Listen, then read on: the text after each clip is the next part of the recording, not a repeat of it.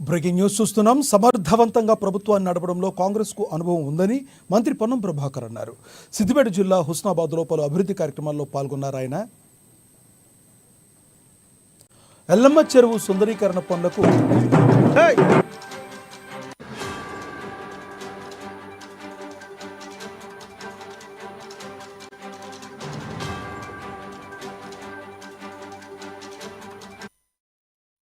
ఎల్లమ్మ చెరువు సుందరీకరణ పనులకు మంత్రి శంకుస్థాపన చేశారు. అంతకుముందు యాదవుల ర్యాలీలో పాల్గొని డోలు వాయించి అందరినీ ఉత్సాహపరిచారు. భవిష్యత్తులో ఇతర ప్రాంతాల నుండి ప్రజలు ఎల్లమ్మ చెరువుకు వచ్చేలా అభివృద్ధి చేసుకుంటున్నామని మంత్రి తెలిపారు. ప్లాన్ ఆఫ్ యాక్షన్ క్రింద ప్రభుత్వ స్థలాలను గుర్తించి ట్రాఫిక్, పార్కింగ్ తదితర వాటిని ఏర్పాట్లు చేస్తామన్నారు.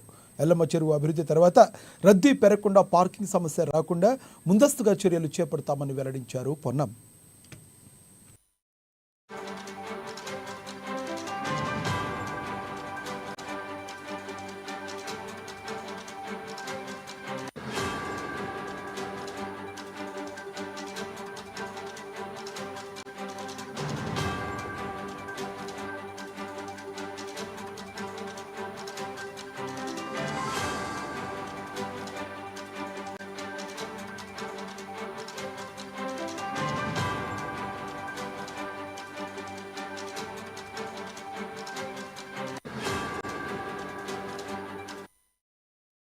సమర్థవంతంగా ప్రభుత్వాన్ని నడపడంలో కాంగ్రెస్కు అనుభవం ఉందని మంత్రి పొన్నం ప్రభాకర్ అన్నారు.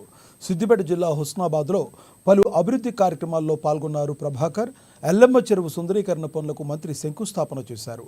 అంతకుముందు యాదవుల ర్యాలీలో పాల్గొని డోలు వాయించి అందరినీ ఉత్సాహపరిచారు. భవిష్యత్తులో ఇతర ప్రాంతాల నుండి ప్రజలు ఎల్లమ్మ చెరువుకు వచ్చేలా అభివృద్ధి చేసుకుంటున్నామని మంత్రి తెలిపారు. ప్లాన్ ఆఫ్ యాక్షన్ కింద ప్రభుత్వ స్థలాలను గుర్తించి ట్రాఫిక్, పార్కింగ్ తదితర వాటిని ఏర్పాట్లు చేస్తామన్నారు. ఎల్లమ్మ చెరువు అభివృద్ధి తర్వాత రద్దీ పెరగకుండా, పార్కింగ్ సమస్య రాకుండా ముందస్తు చర్యలు చేపడతామని వెల్లడించారు.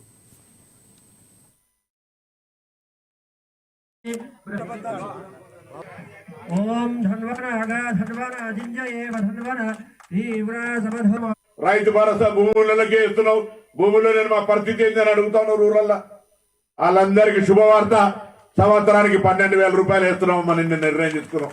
రేషన్ కార్డులు పిల్లలకు పిల్లలు ఉంటే, మళ్ళా పిల్లలు ఉంటే మనవాడొచ్చే ఇంట్లో బిడ్డ, కొడుకు, కోడలు అందరూ ఒకటే కార్డులు ఉన్నారు. వాళ్ళందరికీ కూడా ఈ 26 జనవరి 75 ఏళ్ల వేడుకలు జరుగుతూ ఉన్నాయి.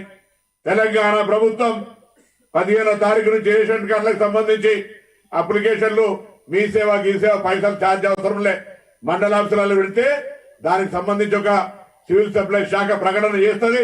దాని మీద కూడా రేషన్ కార్డులు 26 జనవరి నుంచి పంపిణీ స్టార్ట్ చేసే విధంగా కార్యక్రమం జరుగుతుందని మాట మనం చేస్తున్నాం. ఇందిరమ్మ ఇళ్ల సర్వే జరుగుతూ ఉంది. ఇందిరమ్మ ఇండ్లు తొందరలో నియోజకవర్గానికి 3,500 అయినా ఎక్కువ ఇవ్వాలి. ఇళ్లు లేని పేదలు ఉన్నారని చర్చ జరుగుతూ ఉంది.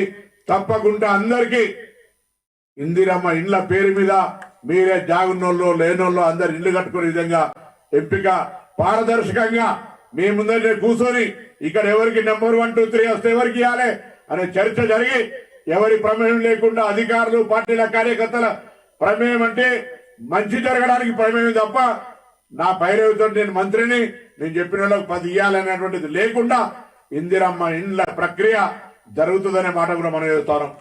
హాస్టళ్లలో పిల్లలు చదువుకుంటున్నారు. 40% వాళ్ళకి తిండికి ధరలు పెరిగినాయి.